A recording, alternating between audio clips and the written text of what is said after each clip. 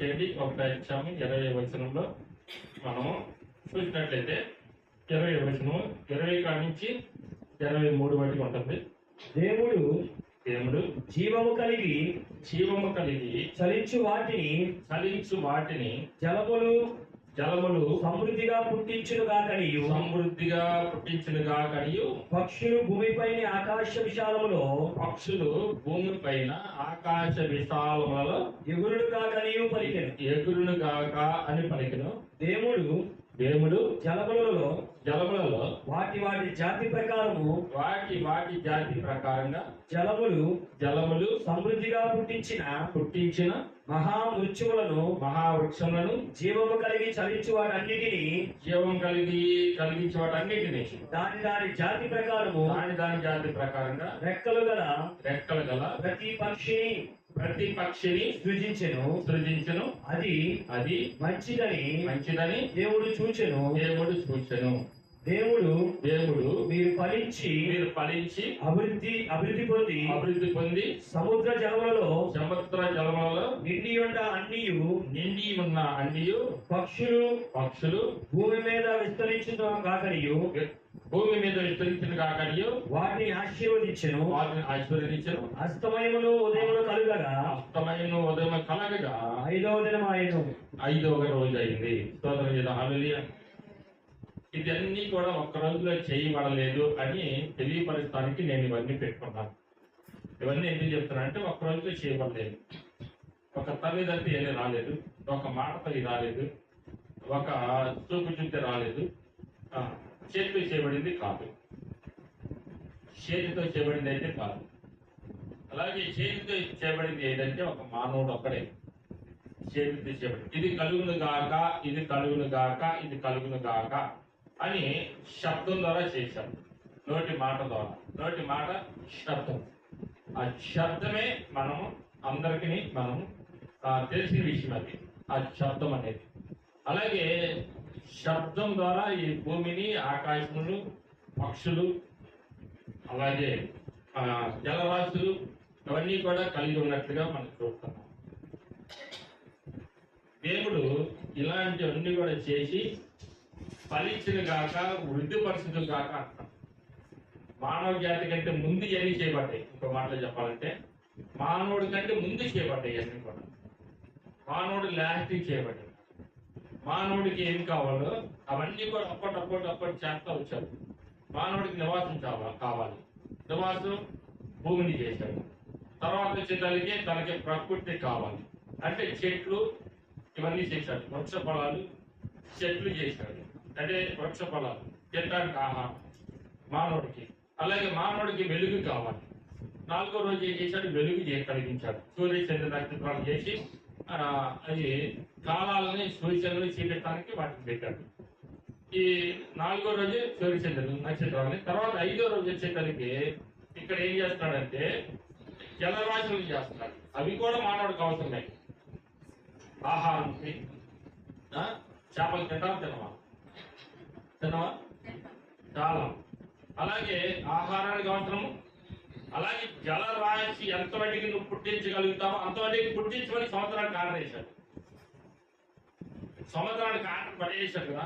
సముద్రానికి ఆర్డర్ వేశాడు. ఏమంటాడంటే నువ్వెంత మడికి పుట్టిస్తావు అంతవరకు పుట్టించంటే ఇంత చిన్న నలుసుగా నుంచి నలుసు కొన్ని కనపడవు. క్రిములు తెలిసిన సముద్రంలో ఉండే క్రిములు కనపడవు, గట్టిగా కనపడవు. పోతాలు వేసుకొని చూస్తేనే కనపడతాయి. అయితే మైక్రోస్కోప్ వేసుకొని చూస్తేనే కనపడతాయి. అంత సూక్ష్మజీవులు ఉన్నాయి సముద్రంలో. ఇలాగ కోట్లు కొన్ని ఏమైనా హాని కలిగిస్తాయి, కొన్ని ఏమైనా ఆరోగ్యాన్ని ఇస్తాయి.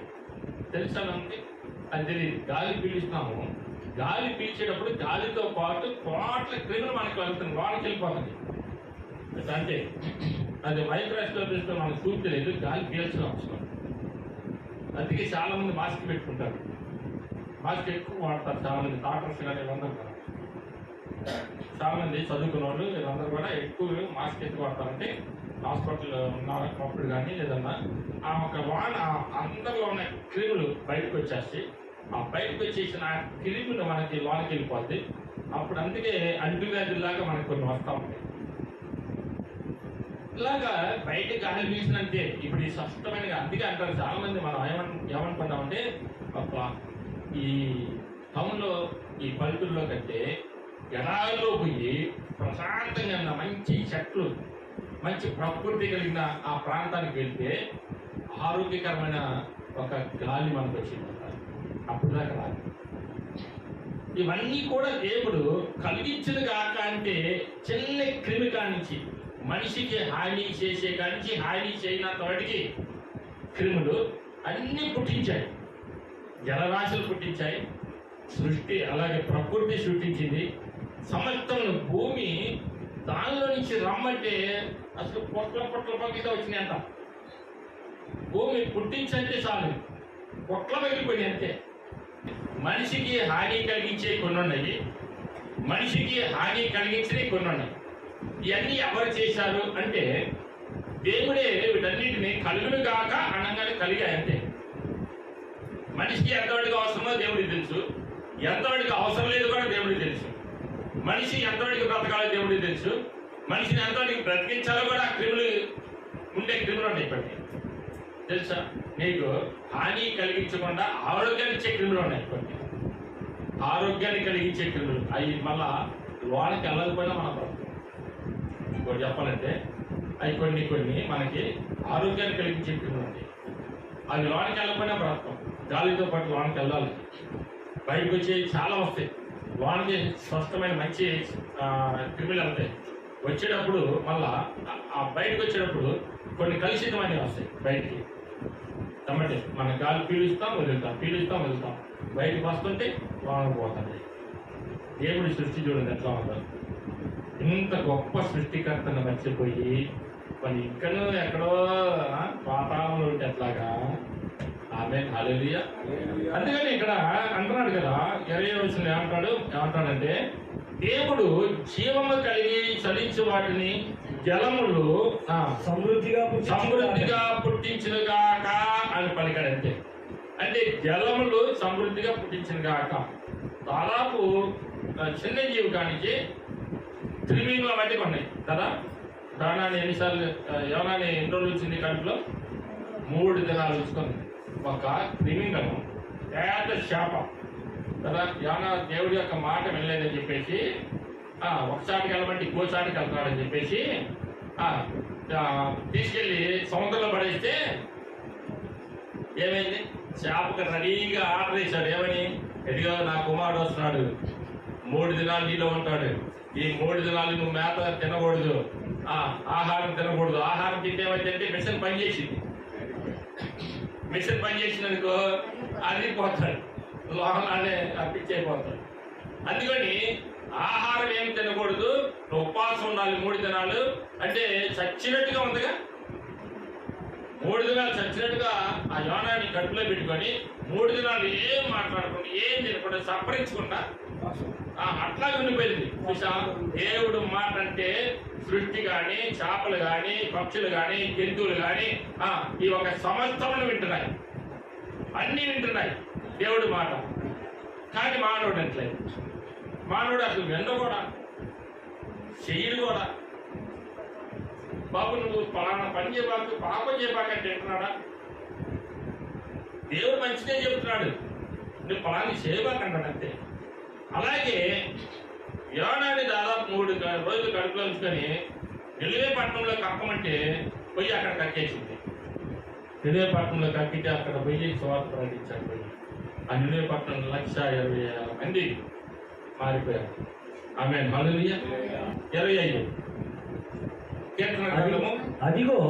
అదిగో విశాలమైన మహాసముద్రము. అదిగో ఏమంటాడంటే అదిగో విశాలమైన మహాసముద్రము, అందులో లెక్కలేని జలచరములు, దానిలో చిన్నవి పెద్దవి జీవరాశులున్నవి. ఏమని అంటే చెప్పండి. అదిగో విశాలమైన జలరాశులు, మహాసముద్రము, అందులో దాంట్లో లెక్కలేని జలచరములు, జలచరములు, దానిలో చిన్నవి పెద్దవి జీవరాశులు, చిన్నవి పెద్దవి ఉన్నాయి. ఆమేన్ హల్లెలూయా. దాంట్లో ఏమన్నాయి? చిన్నవి ఉన్నాయి, పెద్దవి ఉన్నాయి. ఏ ఒక్క మాట నేను అంది చిన్నవి కలుగునుగా కానలేదు, మధ్యగా కలుగునుగా కానలేదు, పెద్దవి కలుగునుగా కానలేదు. ఏమన్నారంటే ఆ జలాలతోటి ఆ సముద్రముతోటి ఏమన్నారంటే ఒకే ఒక మాట వాడాడు. ఏమన్నారంటే ఇదిగో నీవు వాటి వాటి జలములలో వాటి వాటి జాతి ప్రకారము జలములో సమృద్ధిగా పుట్టించును కాక అన్నాడు. చాలు. ఇక్కడ ఏమంటారంటే వాటి వాటి జాతి ప్రకారంగా జలములు సమృద్ధిగా పుట్టించిన కాక అంటే ఒక్క మాటే. ఆ ఒక్క మాటకి ఎన్ని చేసిన దేవుడు అవకాశం ఇచ్చాడు చూడు. దానికి ఎంత సంతోషమో సముద్రానికి కదా, సముద్రానికి ఎంత సంతోషమో. ఆహా, నా జ్ఞానం అంతా బయటపెట్టాలనుకుంది, నా తెలివితేట మొత్తం బయటపెట్టాలనుకుంది. అసలు దేవుడే ఆశ్చర్యపోయేదానికి చేయాలనుకుంది. ఆమె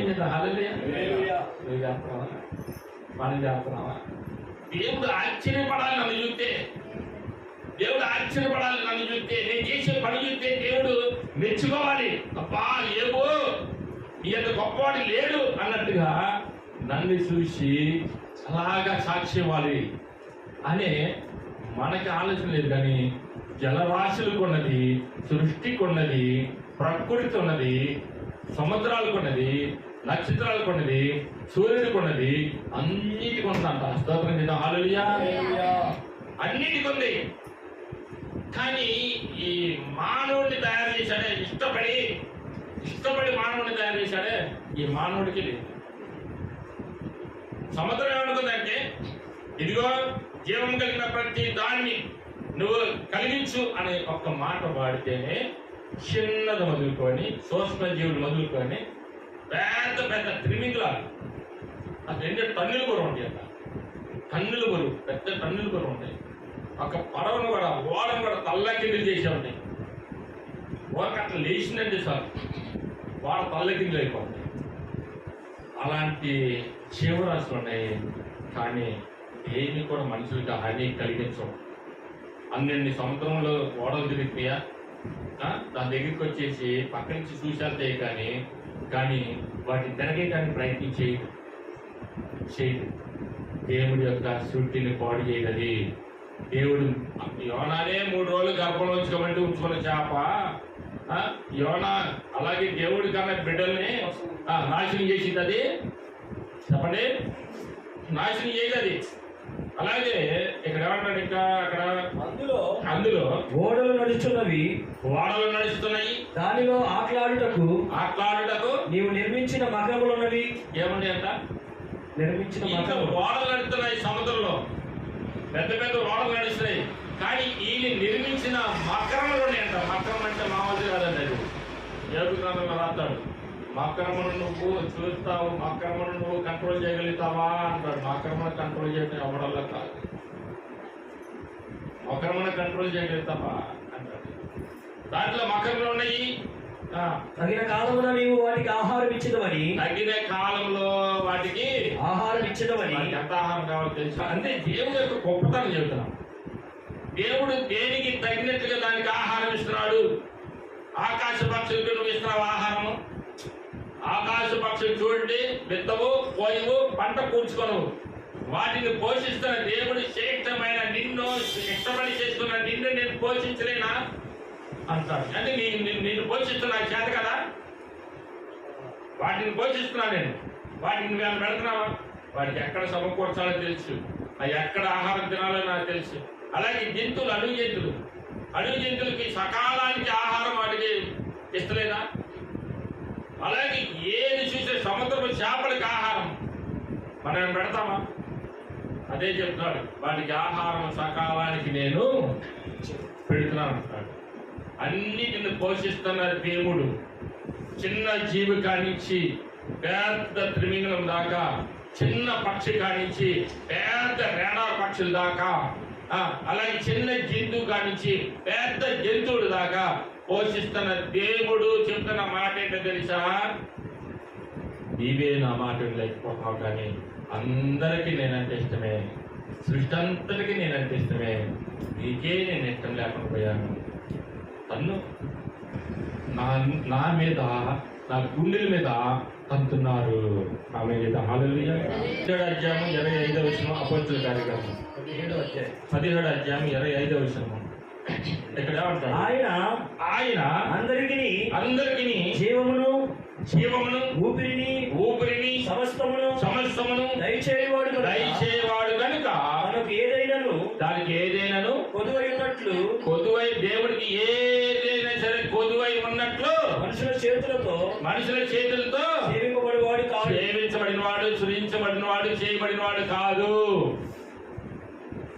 ఏమంటాడు? ఏదైనా సరే దేవుడికి కొదువైందని నువ్వు అనుకుంటాయేమో, అది తెచ్చి పెడతాం ఇది తెచ్చి పెడతాం అనుకుంటున్నాయేమో.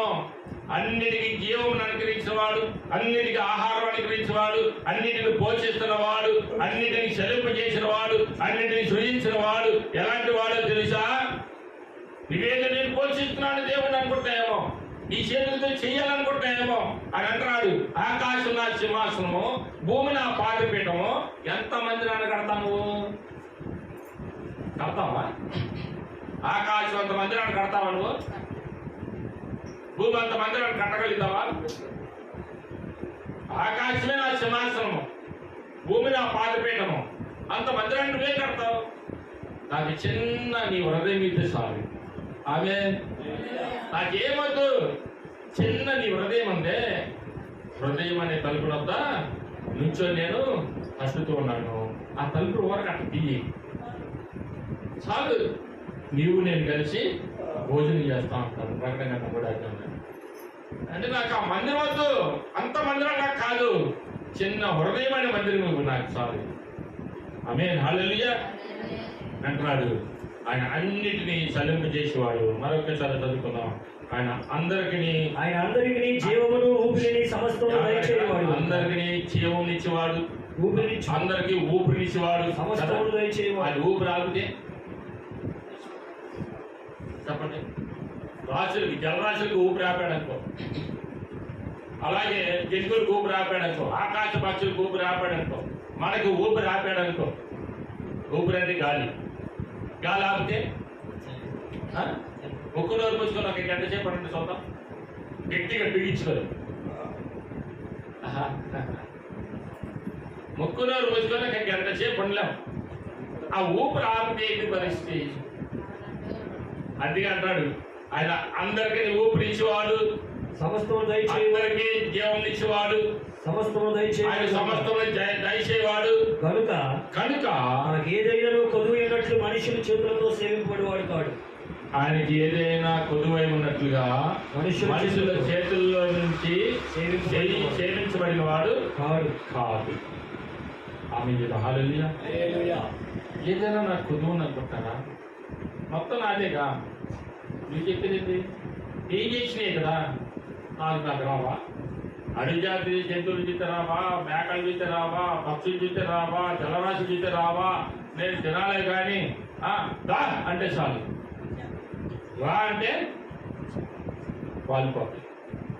ఇవి ఇచ్చేది నాకు. నేనేదో ఇస్తున్నాను, నేను ఎత్తిన పెద్ద తీసుకొచ్చి బండ పెడుతున్నాను, నేనేదో ఇచ్చేది నువ్వు బతుకుతున్నావు, నేను మొక్కుబడి చేస్తే నువ్వు బతుకుతున్నావు, లేకపోతే నువ్వు బతకలేవు, నా మొక్కుబడిలే నువ్వు ఏం చేయలేవు అని దేవుని నువ్వు అనడానికి వీలే. ఆమేన్, హల్లెలూయా, హల్లెలూయా. అర్థమవుతుందా? దేవుడు చలించేవాడుగా. దేవుడు ఎలాంటి వాడు అంటే నీ నుంచి ఏదిగా ఆశించేవాడు కాదు. కానీ దేవుడు అంటున్నాడు కదా, వాటన్నిటికీ జీవమును ఊపిరిని సమస్తమును కలగజేసిన నేను, నీ ద్వారా నేను పోషించేదేంటి, నీ ద్వారా నేను చలించేదేంటి, నీ చేతులతో నీ చేయబడతామేంటి? నీ చేతులతో నన్ను చేస్తావా? నేనే వాక్యం చేశాను, నేనే నీ చేతులు నన్ను చేసేది ఇంద్ర బాబు. స్తోత్రం చేద్దాం, హల్లెలూయా. నేను నిన్ను చేతులు నన్ను చేస్తా. ఆమేన్. ప్రసంగి గ్రంథము 2:21. ఒకరి జ్ఞానముతోను తెలివితోను యుక్తితోను ప్రయాసపడి ఏదో ఒక పని చేయును. అయితే దాని కొరకు ప్రయాసపడిన వానికి అతడు దాని స్వాస్థ్యముగా ఇచ్చివేయవలసి వచ్చును. ఇక్కడ అంటున్నాడు ఇక్కడ ఒకరంటే జ్ఞానముతోనంట పనిచేస్తాడంట, తెలివితో పనిచేస్తాడంట. లాస్ట్కి వచ్చేసరికి ఈ చేసినన్ని కూడా సాహస్యంగా, అంటే వాడి సొంతానికి వేరే వాళ్ళకి ఇస్తారంట. ఆమె చేద్దాం ఇవ్వడా? ఇప్పుడు నేను కష్టపడి పెద్ద డోర్ పెట్టా. రేపు పొద్దున నాకా అది పిల్లలకి వెళ్ళిపోతాను, పిల్లలకి వెళ్ళిపోదు కదా. అయితే నా జ్ఞానంతో నా తెలివితేటతో ఏదో కష్టపడి కట్టాను. దాని ఇంకో 4-5 సంవత్సరాలు కష్టపడితే కానీ కొంతమంది తప్పుదా కావాలి ఏదో కట్టాను. ఇంత జ్ఞానంతో ఇంత తెలివితేటలో కడితే అది ఎవరికి ఇచ్చారంటే పిల్లలకి ఇస్తాను. దేవుడు ఏమంటాడు తెలుసా? నేను జ్ఞానముతోనూ తెలివితో కట్టిన ఈ ప్రపంచము, ఈ సృష్టి, ఈ ఒక భూమి, ఆకాశము, నక్షత్రాలు, సూర్యచంద్రులు అన్ని కూడా నేను ఇంత జ్ఞానముతో ఇంత తెలివితో కడితే దాన్ని అనుభవించేది ఎవరు? చెప్పండి, అనుభవించేది ఎవరు? ఈ కట్టింది ఎవరు? భూమిని చేసింది ఎవరు? నక్షత్రాలు చేసింది ఎవరు? సూర్యచంద్రులు చేసింది ఎవరు? అలాగే చెట్లు, ప్రకృతి అన్ని చేసింది ఎవరు? అన్ని దేవుడు చేస్తే లాస్ట్కి వచ్చేసరికి అనుభవించేది ఆమె. ఇంత అర్థం ఉంది దాంట్లో, ఇంత అర్థం చెప్తున్నాడు. ఒక జ్ఞానముతోటి తెలివితేటి ఏదో చేస్తాడు, కానీ చివరికి వచ్చేసరికి ఎవడో ఒకరికి అప్పచెప్పాల్సిందే అంట. అట్లాగే దేవుడు చేసిన సమస్తమును మనకు అప్పచెప్పి దీన్ని ఏలండి బాబు, దీన్ని పరిపాలించండి బాబు, దీన్ని లోపరుచుకోండి బాబు. 1:28 చూడండి ఒకసారి. ఆదికాండం 1:28, ఆదికాండం 1:28 ఏమంటాడంటే ఇది నీకోసమేనా బాబు. దేవుడు వారిని ఆశీర్వదించెను, మనల్ని అంటే మనుషుల్ని దేవుడు వారిని ఆశీర్వదించెను. ఎట్లనగా మీరు ఫలించి అభివృద్ధి పొంది, మీరు ఫలించి అభివృద్ధి చెంది విస్తరించి భూమిని నిండించి దానిని లోపరుచుకోండి. సముద్రపు చేపలను ఆకాశ పక్షులను భూమి మీద ఉన్న ప్రతి జీవిని ఏలుడని దేవుడు వారితో చెప్పాను. ఇప్పుడు ఎవరికి ఇచ్చారు చెప్పండి? ఎవరికి ఇచ్చారు? తెలివితేటలతో చేసింది ఎవరు? జ్ఞానంతో చేసింది ఎవరు? సృష్టి చేసింది ఎవరు? ఇదంతా చేసి ఇచ్చింది ఎవరికి? మన జాతికి, మనకే ఇచ్చాడు. మనకిస్తే మనం ఏం చేస్తామంటే అబాస్పాలు చేస్తున్నాం. ఆమె కదా, అబాస్పాలు చేస్తున్నాం. సంపాదించుకొని బాగా తినరా బాబు, సంపాదించుకొని బాగా సుఖంగా బ్రతికిరా బాబు, ఇదిగో నీకు కష్టాన్ని చేయడానికి బలాన్ని ఇస్తున్నాను, ఓపికని ఇస్తున్నాను, శక్తిని ఇస్తున్నాను, ఊపిరిని ఇస్తున్నాను, జీవాన్ని ఇచ్చాను, మంచి శరీరాన్ని ఇచ్చాను, కష్టపడి చక్కగా బ్రతుకురా బాబు అంటే మనం ఏం చెప్తామంటే మొత్తం ట్యాక్సీ కట్టాలి కదా, గవర్నమెంట్ ట్యాక్సీ కట్టబోతు ఉంటుంది కదా. సంపాదించి సాయంత్రానికి వచ్చేదానికి ట్యాక్సీ కట్టుకోవాలి.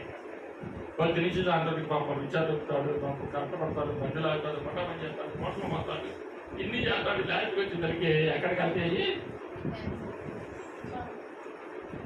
ట్యాక్సీ కట్టుకోవాలి, గవర్నమెంట్ టూర్తో కట్టుకోవాలి. దేవుడు చెప్పింది ఏంటంటే ఈ సుఖంగా బ్రతకడానికి, నెమ్మది కలిగి ఉండడానికి, సంతోషంగా ఉండడానికి ఈ భూమిని, ఆకాశమును, సమస్తమును సృష్టించిన దేవుడు నీకు ఇస్తే నువ్వు దాన్ని ఏం చేస్తున్నావు తెలుసా?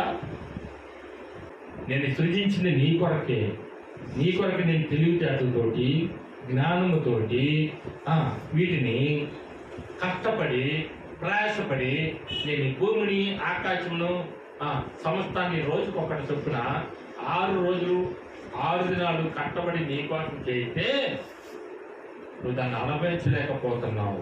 అక్కడ కీర్తన గ్రంథంలో 8వ అధ్యాయంలో 4 కాని 8 వాటిని చూస్తే అన్నిటి మీద మనకి అధికారం ఇచ్చారంట. చూడండి, నీవు మనుష్యుని జ్ఞాపకం చేసుకున్నటకు వాడు ఏ పాటి వాడు, నీవు నరపుత్రుని దర్శించుటకు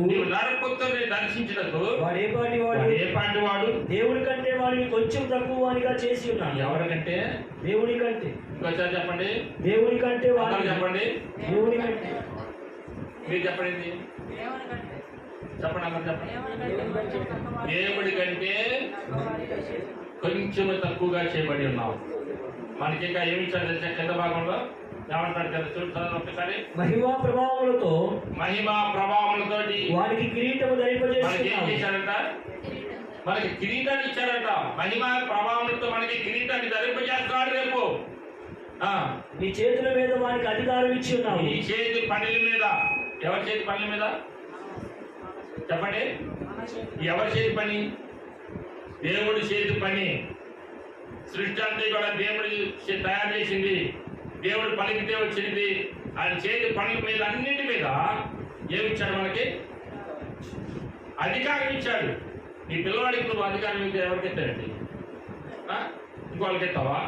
అబ్రాహాం ఎంత బాధపడ్డాడో. నీకు ఆ దేశం ఇవ్వబోతున్నాను, కాణాన్ దేశం ఇవ్వబోతున్నాను, ఆస్తి ఇవ్వబోతున్నాను, సంపద ఇవ్వబోతున్నాను అంటే అబ్రాహాం ఏమన్నాడు తెలుసా? ఎందుకయ్యా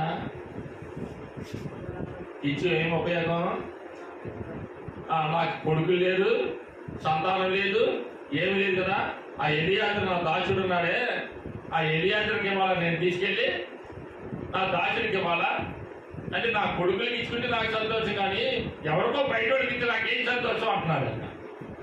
అదే కదా మన కోరిక. అందుకే కుమారులను ఎక్కువ కోరుకుంటారు.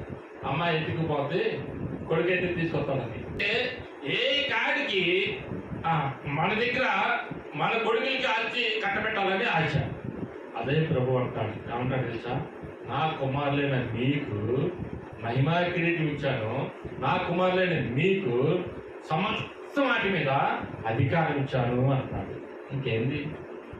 సమస్త సృష్టి మీద, తన చేతి పనుల మీద నీకు అధికారం ఇచ్చానంటాడు. ఇంకా కింద భాగంలో చెప్తున్నాడు. ఏమంటాడు తెలుసా? గొర్రెలన్నిటినీ, ఎడ్లన్నిటినీ, అడవి మృగములను, ఆకాశ పక్షులను, సముద్ర వృక్షములను, సముద్ర మార్గములలో సంచరించు వాటన్నిటినీ వారి పాదముల కింద నీవు ఉంచి ఉన్నావు. అర్థమవుతుందా?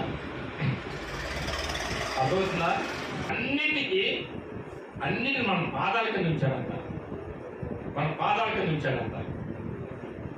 దేనిని సాధు చేయొచ్చు తెలుసా? సింహాన్ని సాధు చేయొచ్చు, పక్షుల్ని సాధు చేయొచ్చు, అన్నిటినీ సాధు చేయొచ్చు. నాలుగు సాధు చేయలేదు. నాలుగు సాధు చేసుకోలేకపోతున్నాం. ఆమేన్, హల్లెలూయా. అందుకే అంటాడు, అన్నిటినీ సాధు చేసుకోగలుగుతున్నాం, కానీ నీ నాలిక ప్రపంచాన్ని తగలబెట్టిందంట. ప్రపంచాన్ని. మోడీ ఒక చిన్న మాట వాడాడు అనుకో, ఏమని? అరే ఎంత మొదలు పెట్టండి రా అన్నాడు అనుకో, అవుట్. అరే అణుబాంబు ఏంద్రా అంటే తగ్గబడదు పక్క దేశం కదా. దేవుడు అంటున్నాడు, వీటన్నిటిని నీ పాదాల కింద ఉంచాను, ఇంకా అంతకంటే నీకు కావాల్సిందేంటి? అంతకంటే నీకు కావాల్సింది ఏంటి చెప్పండి? ఇవన్నీ నేను చేసినయే. 5వ రోజు మీకోసం జలరాశులు చేశాను, సముద్రంలో తిరిగే వాటన్నిటి మీద నీకు అధికారం ఇచ్చాను, ఆకాశ పక్షుల మీద నీకు అధికారం ఇచ్చాను, జంతువుల మీద నీకు అధికారం ఇచ్చాను, మేకల మీద నీకు అధికారం ఇచ్చాను, పశువుల మీద నీకు అధికారం ఇచ్చాను. అన్ని సృష్టి అంతటి నీ పాదాల కింద పెడితే వాటిని ఏం చేస్తున్నా? సాష్టాంగ నమస్కారం. దేవుడు అది పోకుండా నాదిరా బాబు. ఆమేన్. ఇక్కడ మనం చూసినట్లయితే ఇంకా కీర్తన గ్రంథం 55 11వ వచనంలో కొండలలో పక్షులు నావే కదా. చదవండి ఒకసారి 55 11వ వచనంలో కీర్తనలో. ఆమేన్. కొండల్లోని పక్షులన్నిటినీ నేను ఎరుగుదును, పొలంలోని పశువాదులను నేను ఎరుగుదును, నా వశమై ఉన్నాయి. లోకమును దాని పరిపూర్ణతయు నావే. లోకము నా పరిపూర్ణతయు నావే. ఈ పరిపూర్ణత అంతా కూడా నావే. ఈ పరిపూర్ణత అంతా కూడా ఆయనవే. ఎవరిదంట? ఆయనవే. కొండల్లో పక్షులు ఆయనయే, పశువులు ఆయనయే, పొలాల్లో ఉన్న పశువులు ఆయనయే. ఇంకా ఎదురుబాగులు అంటాడు. ఇంకేమంటాడు? పొలములో పశువులు నా వశమై ఉన్నవి, లోకమును దాని పరిపూర్ణత నావే. నేను ఆకలి కొని నన్ను నీతో చెప్పను. నేను ఆకలి కొంటే నాతో చెప్పను. నేను అన్నట్టు రమ్మన్నాడా? పొంగల్ చేస్తానా? నాకు ఆకలి వస్తుంది, మంచి స్వీట్ కావాలి, పొంగల్ చేద్దాం చెప్పలేదే. ఇంకేమని చేయమన్నాడా? లోకం నాదే, పశువులు నాయే, సమస్తం నాదే, సృష్టి నాదే, సమస్తం అన్నీ కూడా నాయే. ఇంకేం అడగలేదు. నాకు ఆకలి అయితే అంటాడు. చెప్పండి ఇంకేమంటాడు? నాకు ఆకలి అయితే వృషభలములో మాంసము నేను తిందునా, వృష పొలంలో మాంసం నేను తిందినా, తొట్టెల రక్తము త్రాగుదునా, పట్టుల రక్తం తాగుదునా, దేవునికి స్తుతియాగము చేయుము, దేవునికి స్తుతియాగము చేయుము, దేవునికి స్తుతియాగము చేయుము. స్తుతి యాగం ఒక్కటే చాలు. ఆమేన్. ఏం కావాలి? ఇంకా ఆయన కోరుకున్నాడా? ఏమి కోరుకోవాలా? అన్ని కోరుకుంటుంది ఏంటంటే నీ నుంచి, నీ హృదయంలో నుంచి ఆయనకి యాగం, స్తుతి యాగం. ఆమేన్. హల్లెలూయా. ఆయన కీర్తించడమే, ఆయన స్తుతించడమే. ప్రతి విషయంలో కృతజ్ఞతాస్తుతులు, ప్రతి విషయంలో. ఎన్ని తయారు చేసి మీకు ఇచ్చాడు కదా, ఒక్క కృతజ్ఞతలు తెలియపరచలేవా? అంతే కదా. ఒక్క 100 రూపాయలు సహాయం చేస్తేనే థ్యాంక్స్ అన్నా, ఇక్కడి నుంచి అక్కడ దాకా బండి తీసుకెళ్తేనే థ్యాంక్స్ అన్నా అని చెప్పగలుగుతావే. ఒక్క స్తుతి యాగమేగా నేను అడిగింది, ఒక థ్యాంక్సేగా నేను చెప్పింది. ఉదయం థ్యాంక్స్, సాయంత్రం థ్యాంక్స్ చెప్పి చాలు. ఆమె అంటే దానికి అర్థం ఏంటంటే రాత్రంతా బ్రతికించినందుకు పొద్దున్నే లేచి థ్యాంక్స్ చెప్పరా బాబు, ఈ దినం చూడక ఈ రాత్రి నిద్రపోయినట్టు పోయారు, నువ్వు లేచి తిరిగి రావు, సంతోషించి నాకు స్థుతి చెప్పమన్నాడు. అలాగే ఉదయం నుంచి సాయంత్రం వాడికి చక్కగా బయట తిరిగినంత వాడికి ఎక్కడ యాక్సిడెంట్లు కానీ, దెబ్బలు కానీ, రోగాలు కానీ, వ్యాధులు కానీ రాకుండా నేను బ్రతికించానే, దాని గురించి కొద్దిగా స్థుతి చెప్పరా బాబు అన్నాడు. నేను నిన్ను కోరుకుంటుంది నేను స్తుతి యాగమే కదా. ఎందుకంటే కావాల్సిందేనా? దేవుడు కోరుకున్న కోరికను తీర్చలేకపోతే ఏం మనుషులము, ఏమి బిడ్డలము, ఏమి కన్న బిడ్డలం అవుతాం. తన కన్న కుమారుడు ఎదురు తిరిగితే మనకి ఎంత బాధో దేవుడికి కూడా అదే బాధ. ఏమంటాడంటే 24 వచనంలో 104:24 ఏమంటాడు? యెహోవా నీ కార్యాలు ఎంత గొప్పవి. ఎలాంటి అంట? యెహోవా నీ కార్యములు ఎన్నెన్ని విధములుగా ఉన్నవి, ఎన్నెన్ని విధములుగా ఉన్నవి, జ్ఞానము చేత నీవు వాటన్నిటిని నిర్మించితివి. అబ్బా, జ్ఞానము చేత వీటన్నిటిని, భూమి, ఆకాశము, పక్షులు, జలరాశులు, సముద్రాలు సమస్తమును నిర్మించితివే. నీవు కలుగు చేసి వాటన్నిటితో భూమి నిండి ఉన్నది. నువ్వు కలుగు చేసిన వాటి అన్నిటితో భూమి నిండి ఉన్నది. అదిగో విశాలమైన మహాసముద్రము, విశాలమైన మహాసముద్రము, అందులో లెక్కలేని జలచరములు, దానిలో చిన్నవి పెద్దవి జీవరాశులు ఉన్నవి, అందులో ఓడలు నడుచును. చిన్న కానించి పెద్ద వస్తుంది, భూమి కానించి ఆకాశం దాకా, ప్రకృతి కానించి సమస్తమును ఆయన చేసిన దేవుడు.